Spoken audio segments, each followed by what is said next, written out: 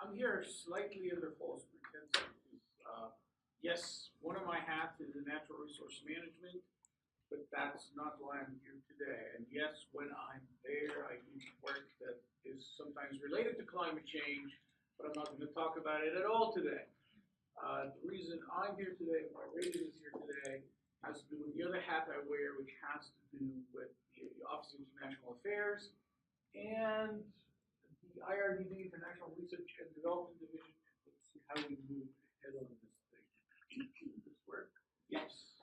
Okay. So as you folks are at least probably partially aware of, the current administration of tech has really been emphasizing the need to internationalize our campuses. And this is across the board, more study abroad, more international topics in classes. And as you might imagine, your faculty are getting hammered about this all the time. More international research grants, blah, blah, blah. For once, it seems like our lords and masters are actually serious about it. And they've actually put some money behind it. And about a year and a half ago or so, for the first time, they created an international research and development unit in the international office, which had previously been limited to primarily study abroad issues and service on things like getting visas, getting passports, assisting visiting faculty, and so on. So, bottom line is, we are told repeatedly, this is important, and we actually are fairly serious about it too. What we're trying to do in the IRDD is what you see there.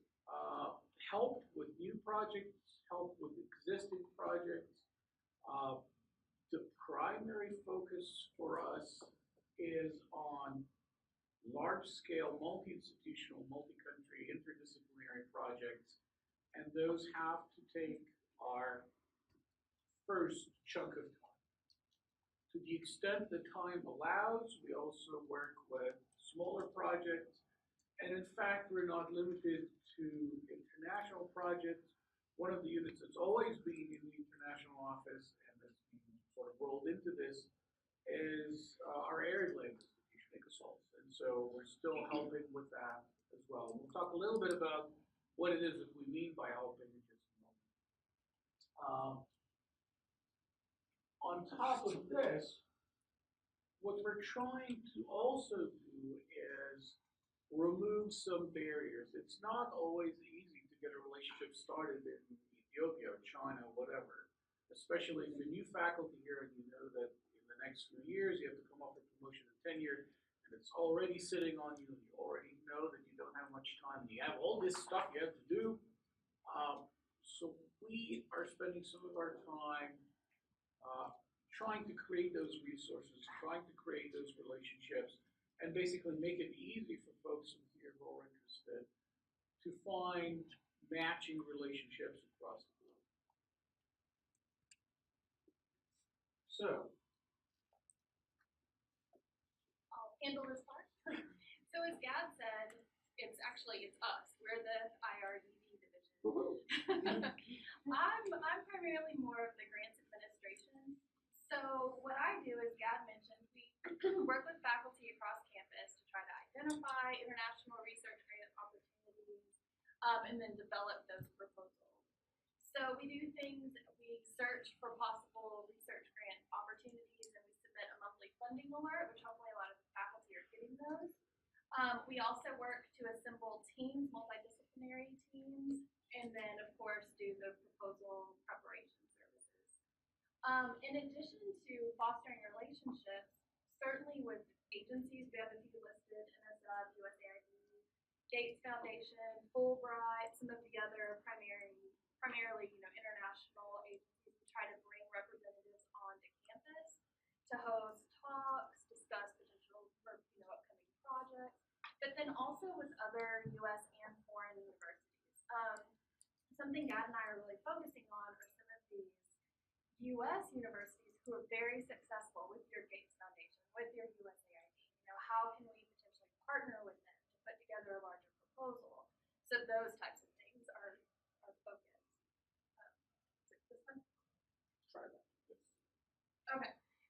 we've done, this unit has been around since, I think it was March, so a little over a year. We've already assisted with over $23 million in proposals that we've submitted. 3 million of those have been awarded. We have about 1 million currently in review, and then of course, constantly looking for new projects. We've facilitated proposals with colleges and departments across campus. We've listed a few of the countries. We're certain, this is just to show that we're not limited to certain countries. It's, wherever there's an interest. You'll see a lot of African countries. There's a lot of projects going on there. And then this last one is, we received a little over, is it about $2 million, I think, or $1 million, in USAID funding to actually support 10 PhD students. That's through the Heard program. So that's something, those types of programs do, not just research grants, but also if we can find funding to bring international students here.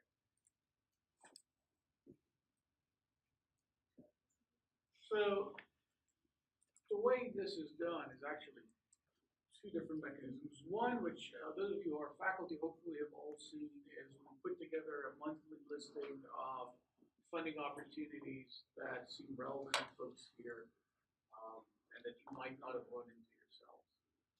The other side of things is trying to be a little bit more strategic. When we see something that we think tech has a strength in already, and there's an opportunity, we might sometimes try to jumpstart things by calling up some people and say, hey guys, can we get you interested in doing this? Can we help you move along?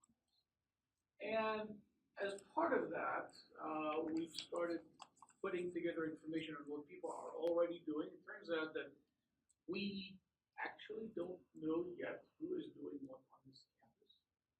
And so if you haven't already, we've got a little research database on our website. Please put your information in there, countries you're working in, what you're working on. What we'd like to start to do this coming year, now that we've got over 100 names in there already, is start putting together groups of folks who are working on related issues or who are working in the same country and might actually not know somebody else across campus who's working on this. And just guys to lunch and see if maybe you discover that the answer to your prayers has been here all along, you just didn't know that. We've been looking at areas that tech has historically been strong at, and some of those are here. Tech has always had several centers dealing with water issues from different perspectives. Obviously, that's an area we're very strong in because of where we are, and obviously that's something we're trying to push. We already do this well, we already do this from multiple perspectives, and it's easy to sell. Alternative energy is one that we're getting bigger and stronger with. We're trying to do that. GIS, we've got multiple centers across campus doing GIS from different perspectives, and again, we're hoping to see more of that happening. And then we're trying to think ahead on what else is it that we do well that hasn't gotten quite that level of attention in the past? And that's what brings us here, because climate science is obviously one where there's a lot of interest worldwide these days, and it's one that tech has had strength in for a while, and that's been formalizing, and the diversity of talks today and of these things in general is, I think, is a good indication of that. But we're here to harass you because of that.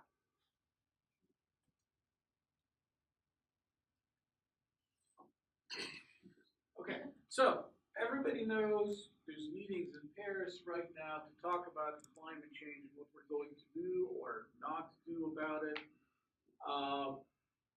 About a month ago, there was a somewhat related meeting in Ankara, in Turkey, on desertification, and I attended that. Not surprisingly, some of you I said have already seen this, climate and desertification are very tightly related. So the interest in climate-related issues is not limited to what's happening in Paris today.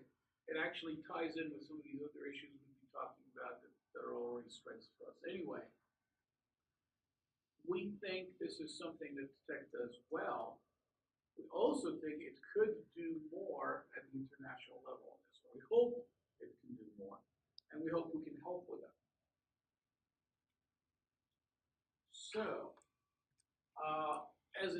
example, I was at a meeting last week in Austin on those buzzwords of the day, the nexus of energy, water, and food.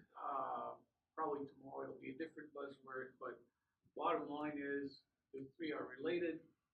And one of the things that came up in there is folks in this case, Mississippi, who are actually doing climate center. They offer these certificates online.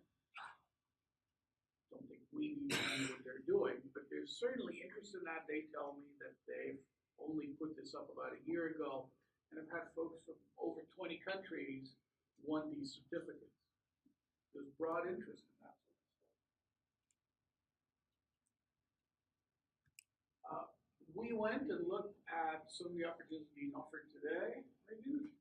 And this is just a small snapshot of some potential programs and different things that are related, but on the international scale. So you can see the top two are USAID. It's no surprise that, of course, we would be targeting USAID programs. They have a global climate change initiative, and then they also have this climate smart agriculture. All of these projects or these programs are active. There's money, potential areas to develop proposals. There's an EPA International Climate Partnership, and then finally the NSF Nexus of Food, Energy, and Water, as Gad mentioned. You can read a little bit about what the different ones are, and of course, this is just a limited, idea that there is money out there for international type projects. So what are we trying to sell you? Obviously, the expertise comes from you. We don't want to offer that, or when we can, we're happy to help, but the primary push has to come from you.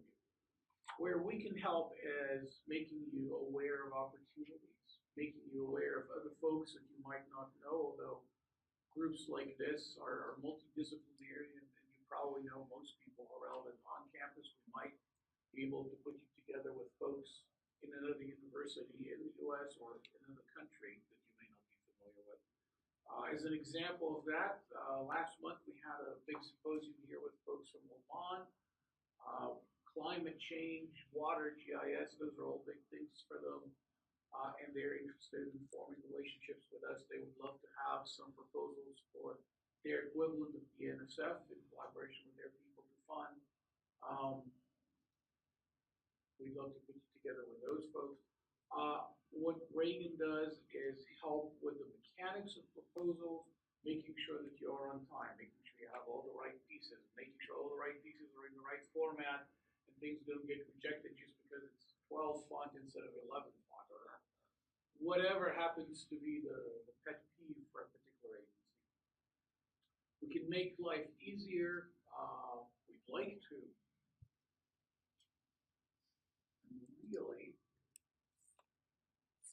what we want to do is open this up to you guys now and find out what you think we can do to help you do this. What is it that we can offer? So I'm done.